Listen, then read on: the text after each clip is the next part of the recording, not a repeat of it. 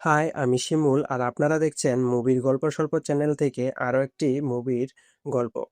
গল্পটা শুরু হয় কায়া নামের একটি মেয়েকে দিয়ে, যে তার ছোট ভাই এবং বাবার সাথে থাকে। কিছুদিন আগেই তার মা একটি নৌকা দুর্ঘটনায় মারা গিয়েছে। এই ঘটনার ধাক্কায় তাদের পরিবারের সব আনন্দ যেন হারিয়ে গিয়েছে। বাড়ির সবাই নিজেদের দুঃখের মধ্যে চুপচাপ থাকে, কিন্তু কায়া পরিস্থিতি সামলানোর জন্য নিজেকে শক্ত করে। সে তার ভাইয়ের যত্ন নেয় এবং বাবাকেও একা অনুভব করতে দেয় না। এই কারণে সে প্রায় বাড়ির বাইরে বের হওয়া বন্ধ করে দিয়েছিল। কিন্তু আজকে তার বন্ধু ট্রেসা তাকে একটু বাইরে যাওয়ার জন্য ডাকে। যে নৌকায় কায়ার মায়ের মৃত্যু হয়েছিল, তার বাবা সেটাই ঠিক করছিল। নৌকাটি দেখলে তার পুরনো কষ্ট মনে পড়ে যায়। কায়া তার বাবাকে এই অবস্থায় রেখে যেতে চায় না, কিন্তু তারপরেও সে জানায় ট্রেসার সাথে ঘুরতে যাচ্ছে। অনেকদিন পর সে জিপ নিয়ে বাড়ির বাইরে বের হয়। সমুদ্রের ধারে গিয়ে সে ট্রেসার সাথে দেখা করে। সেখান থেকে তারা জেটিস নিয়ে সমুদ্রে ঘুরতে যাওয়ার পরিকল্পনা করে। ট্রেসা জানায় তার বয়ফ্রেন্ডও তাদের সাথে আসছে। কায়ার আবার বেশি লোকজন পছন্দ ছিল না, তাই ট্রেসা তাকে বুঝায় যে চিন্তার কিছুই নেই, তার বয়ফ্রেন্ডের সাথে তার বায়ু আসছে, যে তার ভালো বন্ধু এবং কায়ারও অনেক ভালো লাগবে। অনেক বুঝানোর পর কায়া রাজি হয়। পরে সে দুই ভাইয়ের সঙ্গে দেখা করে জানতে পারে তারা আসলে ব্লগ বানায় এবং আজকের পুরো প্ল্যানটা তাদেরই ছিল। তারা ঠিক করেছিল কাছের একটা দ্বীপে যাবে এবং সন্ধ্যার মধ্যে ফিরে আসবে। এরপর চারজন জেটিস নিয়ে রওনা দেয়। ট্রেসা জুলিয়ানের সাথে বসে এবং কায়া জেন্ডারের সাথে বসে। তারা অনেক আনন্দ করতে করতে দ্রুত দ্বীপে পৌঁছে যায়। দ্বীপে গিয়ে ট্রেসা তার বয়ফ্রেন্ডের সাথে সময় কাটাতে থাকে, আর কায়া সমুদ্রের ধারে বসে জেন্ডারের সাথে কথা বলতে শুরু করে। ধীরে ধীরে তাদের কথা গভীর হয় এবং ব্যক্তিগত বিষয়ে আলোচনা হয়। জেন্ডার কায়াকে ইমপ্রেস করে এবং কায়াও তার সাথে স্বস্তি অনুভব করে। এরপর চারজনে মিলে হাসি ঠাট্টা এবং অনেক মজা করে। তাকে দেখে মনে হচ্ছিল কায়ার সব চিন্তা দূর হয়ে গিয়েছে। কায়া আর জেন্ডারে পানিতে সাঁতার কাটতে কাটতে একটু দূরে চলে যায়, আর টেসা আর জুলিয়ান সমুদ্রের ধারে বসে কথা বলছিল। অনেকদিন পর কারুর সঙ্গ কায়ার এত ভালো লাগছিল, আর মনে হয় হয়তো তার এমন একজন বন্ধুর দরকার ছিল যে তাকে বুঝবে। অনেকক্ষণ সাঁতার কাটার পর জেন্ডার কাছে এসে কায়াকে চুমু দেয়। কায়াও তখন ওই মুহূর্ত খুব খুশি ছিল। কিছুক্ষণ পর তারা সবাই ফিরে যাওয়ার সিদ্ধান্ত নেয়, আর এখান থেকে গল্পের আসল কাহিনী শুরু হয়। ট্রেসাকে ইমপ্রেস করার জন্য জুলিয়ান জেটেস্কের গতি বাড়িয়ে দেয়। তখন জেন্ডার আর কায়া পিছনেই ছিল। তারা জানতো না যে এই মজা তাদের জন্য কত বড় বিপদ নিয়ে আসবে। অতিরিক্ত গতির কারণে হঠাৎ করে জেটিস উল্টে যায় এবং তারা দুজনেই পানিতে পড়ে যায়। ঠিক তখনই জেন্ডারও পিছন থেকে অনেক দ্রুত গতিতে আসে এবং না দেখে তারা জেটিস সরাসরি জুলিয়ানের উপর তুলে দেয়। জেন্ডারের মাথায় প্রচন্ড আঘাত লাগে এবং সে গুরুতর আহত হয়ে অজ্ঞান হয়ে যায়। কিছুক্ষণের মধ্যে দুটি জেটিস পানিতে ডুবে যায়। কায়া কোনোভাবে টেসাকে সামলে নেয়। এরপর তারা জেন্ডারকে আহত অবস্থায় খুঁজে পায়, কিন্তু জুলিয়ানের কোনো খবর ছিল না। তারা অনেকক্ষণ ডাকতে থাকে তাকে, কিন্তু কোনো উত্তর আসে না। চারিদিক খুঁজেও তাকে পাওয়া যায় না। আসলে দুর্ঘটনার সময় জুলিয়ান মারা গিয়েছিল এবং গভীর সমুদ্রে ডুবে গিয়েছিল। তারা সবাই ভেঙে পড়ে, কারণ কেউ ভাবেনি একটি ছোট্ট মজা এত বড় বিপদ নিয়ে আসবে। এখন কায়া এবং ট্রেসার জেন্ডারকে ধরে সমুদ্রের মাঝখানে ভাসছিল। তারা বুঝতে পারছিল না যে কি করবে। ঠিক তখনই দূরে একটা নৌকা দেখতে পায়। তারা জুড়ে জুড়ে চিৎকার করতে থাকে। নৌকার ক্যাপ্টেন রে তাদেরকে দেখতে পায় এবং দ্রুত তাদের দিকে এগিয়ে আসে। কাছে এসে সে বুঝতে পারে যে বড় দুর্ঘটনা ঘটেছে এবং তাদের সাহায্য দরকার। সে একে একে তিনজনকে নৌকায় তুলে নেয় আর আশ্বস্ত করে যে এখন তারা নিরাপদ। জেন্ডারের অবস্থা সবচেয়ে খারাপ ছিল, তার শরীর থেকে অনেক রক্ত বেরিয়ে গিয়েছিল। কিছুক্ষণ পর ট্রেসা ওয়াশরুমে যাওয়ার জন্য ভিতরে যায়, যেখানে রে আগে থেকেই দাঁড়িয়ে ছিল। এরই মধ্যে একটি অদ্ভুত বিষয় লক্ষ্য করা যায় যে রে ভেতর থেকে লুকিয়ে বারবার কায়ার দিকে তাকাচ্ছিল, যে বাইরে জেন্ডারে দেখাশোনা করছিল। কায়া তখন টেসাকে ডাক দেয়, কিন্তু কোনো উত্তর আসে না। অনেকক্ষণ হয়ে যাওয়ার পরেও যখন টেসা ফিরে না আসে, তখন কায়া তাকে খুঁজতে ভিতরে যায়। সেখানে রে কোনো কাজে ব্যস্ত ছিল এবং একটি তুলোর উপর কোনো কেমিক্যাল ঢালছিল। তার মনে হয় হয়তো সে জেন্ডারের ক্ষত পরিষ্কার করার জন্য ওষুধ তৈরি করছে। তাই সে সেখানে দাঁড়িয়ে জেন্ডারের জীবন বাঁচানোর জন্য রেকে ধন্যবাদ জানায়। তো মুহূর্তের মধ্যেই পরিস্থিতি বদলে যায়। কথা বলতে বলতে রে হঠাৎ করে কেমিক্যাল বীজাণু তুলো কায়ার মুখে চেপে ধরে। কয়েক সেকেন্ডের মধ্যে কায়া অজ্ঞান হয়ে যায়। এখন পরিষ্কার বোঝা যাচ্ছে যে রে কোনো সাহায্যকারী মানুষ নয়, বরং সে একজন ভয়ঙ্কর অপরাধী। কায়া অজ্ঞান হওয়ার পর রে তাকে বুটের একটি বড় কন্টেইনারে নিয়ে গিয়ে বন্ধ করে দেয় এবং বাহির থেকে তালা লাগিয়ে দেয়।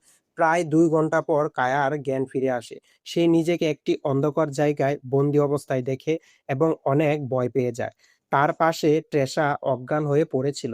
তখন কায়া তাকে জাগিয়ে তুলে। তারা যেখানে বন্দি ছিল সেখানে আগেও কেউ বন্দি ছিল। পাশেই একটা কাঠের টুকরোতে হেল্প লেখা ছিল, মানে এর আগেও এখানে কেউ সাহায্য চাওয়ার জন্য চেষ্টা করেছিল। সেখানে অনেক রক্তের দাগ এবং মেয়েদের চুল পড়েছিল।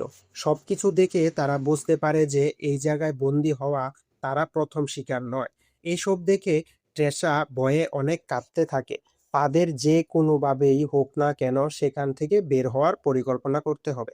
একদিন পার হওয়ার পর পরের দিন সকালের দরজা খুলে এবং একটি বালতিতে পচা মাছ দিয়ে দেয়।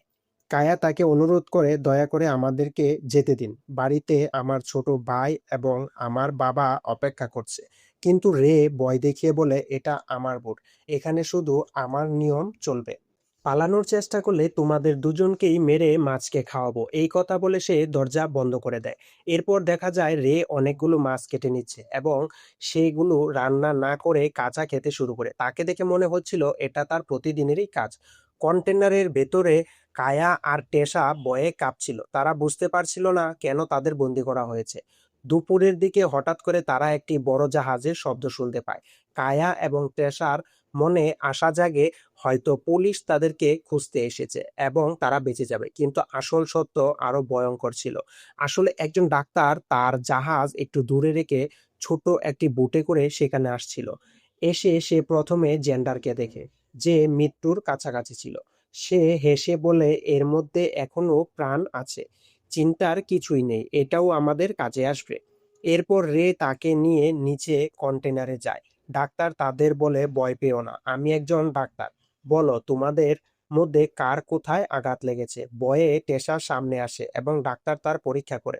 কিন্তু তারা কাউকে বলে না যে তাদের জোর করে বন্দি করে রাখা হয়েছে, কারণ তারা বুঝে যায় এই দুই ব্যক্তি একসাথে কাজ করছে, তাদের মধ্যে একটা ডিল হয়। সেখান থেকে পরিষ্কার বোঝা যায় তারা একটি বড় অঙ্গ পাচারকারীর চক্রের অংশ। তারা সমুদ্রে আটকা পড়া অসহায় মানুষদেরকে শিকার বানায় এবং তাদের শরীরের অঙ্গ বিক্রি করে। চুক্তি সম্পন্ন হওয়ার পর তারা জেন্ডারকে তুলে আনে। ডাক্তার সব প্রস্তুতি নিয়ে একটি কাটার মেশিন বের করে। তখন কায়া দরজার ফাঁক দিয়ে বাইরে দেখার চেষ্টা করে যে তারা জেন্ডারের সাথে কি করছে। হঠাৎ করে জেন্ডারের ভয়ঙ্কর চিৎকার শোনা যায়। কিছুক্ষণ পর তার সেই ভয়ানক চিৎকার বন্ধ হয়ে যায়। এখন তারা এই দানবের আসল সত্য বুঝে যায় এবং কান্নায় ভেঙে পড়ে। নিষ্ঠুরভাবে জেন্ডারের শরীর থেকে একে একে অঙ্গ বের করে নেওয়া হয়েছে এবং কাজ শেষ হলে তার দেহ সমুদ্রে ফেলে দেয়। এরপর ডাক্তার রেগে বলে, নিচের দ্বিতীয় মেয়েটাও আহত, আজ রাতেই তার কাজ শেষ করব। আর যে মেয়েটা সুস্থ আছে তাকে আমি সঙ্গে নিয়ে যাব, কারণ আমার কাছে একজন ধনী ক্লায়েন্ট আছে, এর বিনিময়ে আমরা অনেক টাকা পাবো। রে সঙ্গে সঙ্গে রাজি হয়, কারণ এটাই তার কাজ ছিল, সমুদ্রে আটকা পড়া মানুষদেরকে সাহায্য করার অভিনয় করা, এরপর তাদের মৃত্যুর মুখে ঠেলে দেওয়া। কয়েক ঘন্টা পর রাত হলে তারা আবারও নিচে আসে। এবার তারা ট্রেসাকে জোর করে ওপরে নিয়ে যেতে শুরু করে। কায়া তাদের থামানোর চেষ্টা করে, কিন্তু রে তাকে জোরে আঘাত করে এবং সে সেখানে জ্ঞান হারায়। কিছুক্ষণ পর রে টেসাকে তুলে ডাক্তারের হাতে দেয়। ডাক্তার অপারেশন শুরু করার আগে জোরে গান চালিয়ে দেয়, যাতে ট্রেসার চিৎকার বাইরে শোনা না যায়। এরই মধ্যে কায়ার জ্ঞান ফিরে আসে এবং সে ট্রেসার কান্নার শব্দ শুনতে পায়। সে বুঝতে পারে ট্রেসা এখনো বেঁচে আছে এবং তাকে বাঁচাতে হলে দ্রুত কোনো পরিকল্পনা করতে হবে। বাইরে বের হওয়ার জন্য সে কন্টেনারে লাগানো একটি ফ্যান খুলতে চেষ্টা করে, নিজের সমস্ত শক্তি দিয়ে ধাক্কা দেওয়ার পর সেটার অংশ খুলে যায় এবং সে কোনোভাবে সেখান থেকে বেরিয়ে আসে। এদিকে ডাক্তার এবং রে টেসার হাত পা বেঁধে রেখেছিল এবং ডাক্তার তাকে অজ্ঞান করে নিজের কাজ শুরু করে দিয়েছিল। ঠিক তখনই কায়া চুপি চুপি রে এর ঘরের ভিতর ঢুকে পড়ে। হঠাৎ করে রে সেখানে চলে আসায় সে দ্রুত ইঞ্জিন রুমে লুকিয়ে পড়ে। যখন রে ওয়াশরুমে যায় তখন কায়া বেরিয়ে আসে এবং টেসাকে বাঁচানোর জন্য কোনো হাতিয়ার খুঁজতে থাকে। তখন তার চোখে পড়ে একটি স্পায়ার গানের ওপর। কায়া সরাসরি ডাক্তারকে স্পায়ার গান তাক করে। ডাক্তার তাকে মুক্ত দেখে অবাক হয়ে যায়। সে কথা বলে কায়াকে ফাঁদে ফেলার চেষ্টা করে, কিন্তু কায়া তাকে কোনো সুযোগ না দিয়ে গুলি করে দেয়। ডাক্তার আহত হয়ে পড়ে যায়। কায়া দ্রুত দৌড়ে গিয়ে টেসার হাত খুলে দেয়। ঠিক তখনই ডাক্তার রেগে পিছন থেকে কায়ার উপর হামলা করে এবং তার গলা চেপে ধরে। এই সময় টেসা পাশে থেকে একটি ছুরি তুলে নেয় এবং ডাক্তারের গলায় আঘাত করে। কয়েকবার আঘাত করার পর ডাক্তার গুরুতর আহত এবং ছটফট করতে করতে সেখানেই মারা যায়। এরপর তারা দুজন দ্রুত সেখান থেকে পালিয়ে যায়। তারা চলে যাওয়ার পর রে সেখানে আসে এবং ডাক্তারের মৃতদেহ দেখে সতর্ক হয়ে যায়। সে পাগলের মতো চারিদিকে তাদেরকে খুঁজতে থাকে। প্রথমে সে বুটের বাতাস বের করে দেয় যাতে তারা পালাতে না পারে, কিন্তু আসলে তারা কোনো বুট নিয়ে নয়, বরং পানিতে সাঁতরে জাহাজের দিকে যাচ্ছিল। রে তাদের খুঁজতে উপরে আসে এবং ফ্ল্যাশলাইট জ্বালিয়ে দেখে ফেলে যে তারা সাঁতরে পালাচ্ছে। সে দ্রুত নৌকা চালু করার চেষ্টা করে, কিন্তু ইঞ্জিন কাজ করছে না। নিচে গিয়ে পরীক্ষা করে সে দেখে ইঞ্জিনের তার কাটা। আসলে পালানোর আগে কায়া ইঞ্জিনের মূল তার কেটে দিয়েছিল। সে জানতো রে অবশ্যই তাদের পিছনে আসবে এবং এখান থেকে বাঁচার একমাত্র উপায় হলো টেসাকে নিয়ে ডাক্তারের জাহাজে পৌঁছানো। রে কিছুক্ষণ চুপ হয়ে যায় এবং তাদেরকে ধরার জন্য একটি নতুন পরিকল্পনা করতে থাকে। অন্যদিকে টেসা আহত হওয়ার কারণে ঠিকমতো সাঁতার কাটে সামনে যেতে পারছিল না। কায়া তাকে টেনে নিয়ে যাওয়ার চেষ্টা করছিল, কিন্তু ট্রেসার সাহস ভেঙে যাচ্ছে। সে কায়াকে বলে, তুমি আমাকে ছেড়ে একাই চলে যাও, না হলে আমরা দুজনেই মারা পড়ব। তখন কায়া সিদ্ধান্ত নেয় সে একাই জাহাজে যাবে এবং সাহায্য নিয়ে ফিরে আসবে। জাহাজে উঠেই প্রথমে সে একটু বিশ্রাম নেয়, কারণ তার অবস্থা খুবই খারাপ হয়ে গিয়েছিল। এখন তার জাহাজের ইঞ্জিন চালু করতে হবে, কিন্তু কন্ট্রোল সম্পর্কে তার কোনো ধারণাই ছিল না। সে অনেকগুলো বাটন চাপ দিয়ে চেষ্টা করে, কিন্তু কিছুতেই বুঝতে পারে না। হঠাৎ করে একটি রেডিও দেখতে পায় এবং সঙ্গে সঙ্গে বাইরে যোগাযোগ করে। সে জানায় যে একজন জেলে তাকে এবং তার বন্ধুকে অপহরণ করেছে।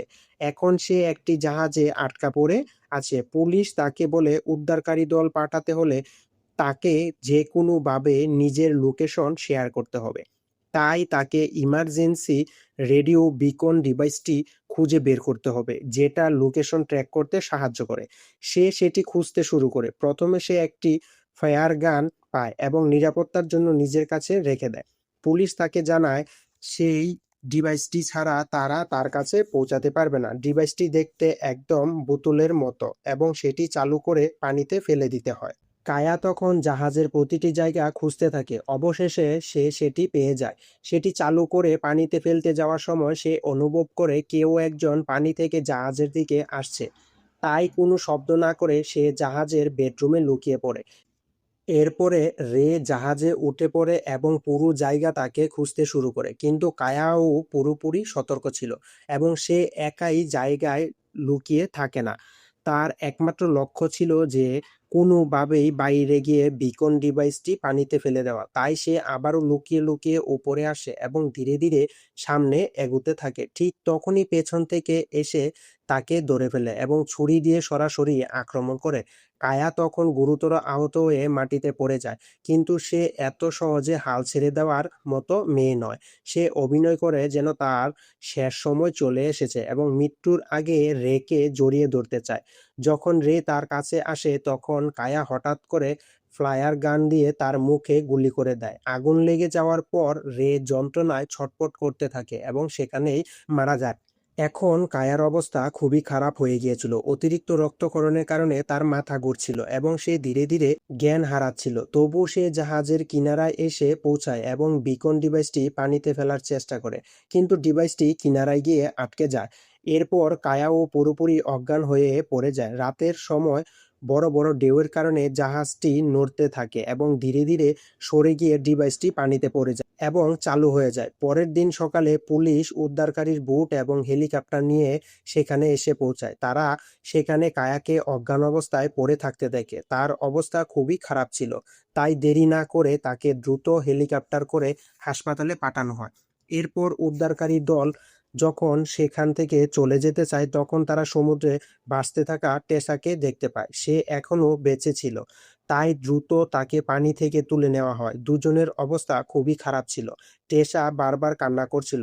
তারা কখনোই ভাবতে পারেনি যে শুধু মজা করার জন্য একটি অভিযান তাদের মৃত্যুর মুখ পর্যন্ত নিয়ে যাবে। এখান থেকে বাঁচার জন্য তাদের এত ভয়ঙ্কর লড়াই করতে হবে, সেটাই তাদের পরিকল্পনার বাইরে ছিল। শেষ পর্যন্ত দুজনকে নিরাপদে নিয়ে আসা হয়। সেখানে তারা একে অপরের দিকে তাকিয়ে হালকা হাসে, যেন তাদের নিজেদের চোখে বিশ্বাস করতে পারছিল না যে তারা সত্যিই বেঁচে গিয়েছে। জীবন তাদের আরেকটি সুযোগ দিয়েছিল, কিন্তু তাদের মনে গভীর কষ্ট ছিল, কারণ এই দুর্ঘটনায় তারা তাদের বন্ধুদের চিরতরে হারিয়েছে। যদি গল্পটি ভালো লেগে থাকে অবশ্যই কমেন্ট করে জানাবেন। আর যারা আমার চ্যানেলটিকে এখনো সাবস্ক্রাইব করোনি, সাবস্ক্রাইব করে আমার পাশে থাকবে। আজকে এই পর্যন্তই। Tata, bye bye.